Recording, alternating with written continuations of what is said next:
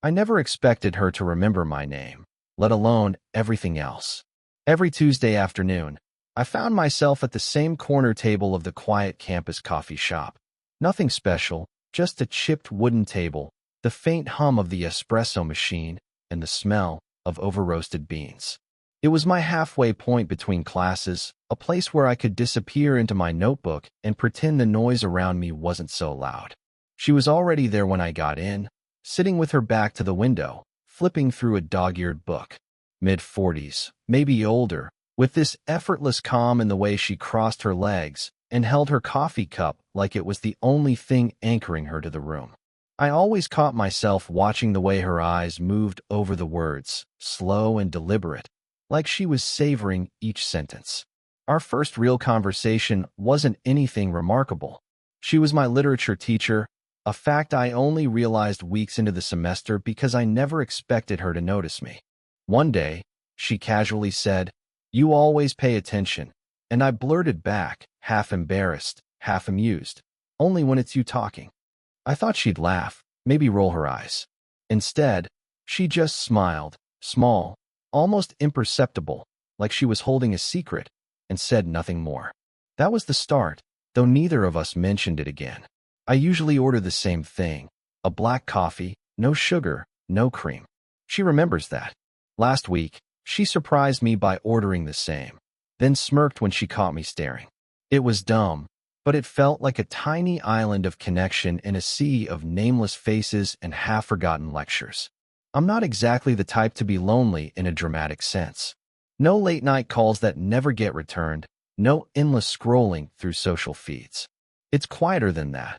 The half-written texts saved in my phone, drafts I'll never send because they don't really need to be sent. Pausing mid-thought when I almost imagine how she might respond, then shaking it off. It's a habit, a small ache I'm not sure how to fix. Today, I noticed how she folded her napkin, carefully, with slow, deliberate folds that somehow felt like an unspoken language. My eyes flicked to her hands, then away quickly, like I didn't want to get caught watching. She looked up then, catching me off guard. Our eyes met for a second longer than usual, and I felt my breath hitch. Nothing said, just a quiet acknowledgement that maybe, for once, I wasn't invisible. When class ended, she packed her things slowly, like she was in no rush to leave. I wanted to say something, but my mouth dried up. Instead, I just nodded, a clumsy goodbye that felt heavier than it should. Then, just as I was about to walk away, she pulled a folded piece of paper from her bag and slipped it into my hand. "Thought you might want this," she said, voice low and calm. I unfolded it to find a note, a line from a poem we'd discussed in class, but underneath, in her neat handwriting, a simple question. "Coffee sometime?" I didn't know how to answer, so I just stood there, the paper crumpled slightly in my palm, while the world around us carried on in that quiet, ordinary way that somehow made everything feel new. And maybe that was enough for now. The coffee shop was quieter than usual that evening. The hum of the espresso machine softened into the background, and the low murmur of a few scattered conversations wrapped around us like a fragile cocoon. We sat across from each other, 2 steaming cups of tea between us. Her usual chamomile, my stubborn black coffee, swapped for something gentler. It felt deliberate, like we were stepping into a different kind of conversation than the usual classroom exchanges. She talked first, voice steady but soft. "When I was your age, I thought I had everything figured out. Then I got divorced." The words slipped out almost like a confession, but with no bitterness, just the quiet fact of it. It wasn't messy, but it left this space. Like a part of me was missing, and I didn't know how to fill it. I nodded, swallowing the lump that surprised me. I'd never thought about her that way. Teacher, landlady, unshakable figure. And now there was this fragility underneath. The kind you don't see unless you look close. "I'm not sure I expected to find something else," she said, eyes flicking down to her tea. "Especially not with someone so much younger." The words hung between us. The unspoken reasons why this felt complicated.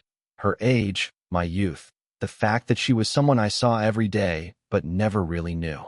Maybe it was that she'd once been my mentor, someone whose world I wasn't sure I belonged in.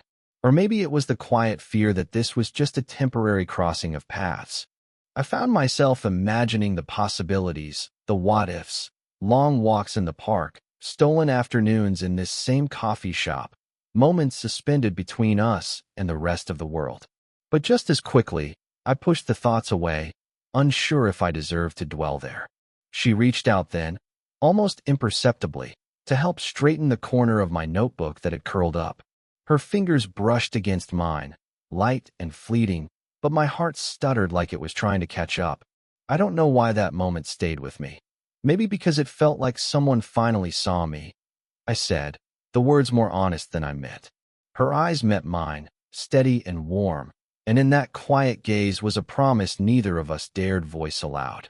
The rest of the world faded, and for a moment, the age, the doubts, the risks, all of it, seemed to matter less than the simple fact that we were here, together, in this unspoken space between loneliness and something new. The morning light was softer than usual when I found her sitting on the steps outside the building, her legs crossed at the ankles, hands folded loosely in her lap. The air smelled faintly of rain, the kind that left everything damp and quiet. I sat beside her without thinking, the space between us suddenly smaller than it had been all week. For a second, it felt like maybe something was shifting. But then she pulled her hands into her sleeves, shrinking into herself a little, eyes darting away before they could meet mine. I caught the hesitation, the way her breath hitched just before she spoke, then stopped. I didn't mean to keep you waiting, I said, voice low, but she just nodded, barely. A shadow crossed her face, like she was wrestling with something she didn't want me to see. The silence stretched, a fragile thread neither of us wanted to break, but both afraid to hold. Just then, footsteps approached. A neighbor, an older woman who always greeted us with a nod and a quick, knowing smile, paused nearby, eyeing us with mild curiosity. I felt the moment fracture, the electric charge pulled taut and snapped back into everyday space. She asked about you, I said quietly, my eyes searching hers. Said you haven't been by the market lately. She gave a small, almost shy smile, but it didn't reach her eyes. Things change, she murmured. Routine, priorities. I wanted to reach out, touch her face, tell her to stay, but my hand stayed still on my knee. We sat side by side, the words we didn't say heavier than the ones we almost did. Her gaze flicked to mine, hesitant, searching. For what? I wasn't sure. Permission? Understanding? Or maybe a quiet warning. Then, without meaning to, our faces drifted closer, the space shrinking to breath, to the ghost of a kiss almost landed. Her eyes closed briefly, then opened, sharp and clear. She stepped back. Later, was all she said, and the weight of that word held everything unsaid. I watched her walk away, feeling the fragile thread between us snap, but not break. Not yet. The late afternoon sun was folding into shadows by the time we found ourselves on the park bench just outside the old library. Leaves stirred softly in the breeze, a few drifting lazily to the cracked pavement. We hadn't said much during the walk, just enough to keep the quiet from swallowing us whole. But now, sitting side by side, the weight of everything unsaid settled in between. She reached into her bag, pulling out a crumpled receipt. You weren't at the cafe last week, she said without looking up. I saw you leave with someone else. The words landed like stones, and I felt the air tighten. I blinked, trying to find something to say, but all I could do was swallow. It's not what you think, I finally murmured, voice uneven. We just talked. She shifted, folding her hands in her lap, jaw tight. Does it matter? Her question hung in the air, fragile and sharp all at once. I wanted to tell her the truth, that seeing her eyes flicker when she thought I was elsewhere made my chest ache, that I wasn't sure where I ended and she began anymore. But the words tangled up, lost somewhere between fear and guilt. Instead, I said, I don't want to lose this, whatever this is. She glanced at me then, something soft and raw breaking through the usual calm. Then why does it feel like I'm the one holding on alone? Her voice cracked just slightly, a wall I hadn't seen before crumbling in the fading light. We sat in silence, the park around us shrinking to this fragile bubble where everything was too close and yet still out of reach. And then I found myself wondering, was this still just a moment, or the start of something I wasn't ready for? She stopped answering my texts first. Just that. No explanation, no hint. I'd send a message, read it over a dozen times, then leave it unsent because I wasn't sure what I was asking for. When I showed up to the coffee shop one Tuesday, the place where all this started, her usual seat was empty. The barista said she hadn't been by in weeks, which felt like a small crack in everything I thought I knew. I learned later, from a friend I barely knew she'd met, that she had a son, a detail she never mentioned, like it was a quiet secret tucked away in some corner of her life she didn't want me to see. I kept replaying our last conversations, the pauses, the silences, and trying to find the moment where things shifted. Was it the receipt she showed me? Or the wait I never dared to ask about? Some days, I'd catch myself thinking she might walk through the door, with that soft, knowing smile and a half apology for disappearing. Other days, I'd forget she existed for hours at a time, swallowed by routine. I didn't feel heartbroken. I felt paused, like life forgot to finish the sentence. My phone sits beside me now, an unsent message glowing softly on the screen, words I don't know how to say and a silence I don't know how to break. She was standing in the narrow kitchen, the afternoon light filtering through the worn curtains, casting soft patterns on the tiled floor. I hadn't expected her to be here. This late in the day, the apartment usually quiet. I shifted my weight awkwardly, the space between us thick with all the things neither of us had said for weeks. I thought maybe. I started, then stopped. Words tangled up inside me, unsure if they'd build a bridge or burn it. She looked at me, eyes steady but cautious. "You don't have to say it," she said quietly, voice low, as if afraid to shatter the fragile moment. But I needed to. "I'm scared," I admitted, voice barely above a whisper. "That if I speak, I'll lose you."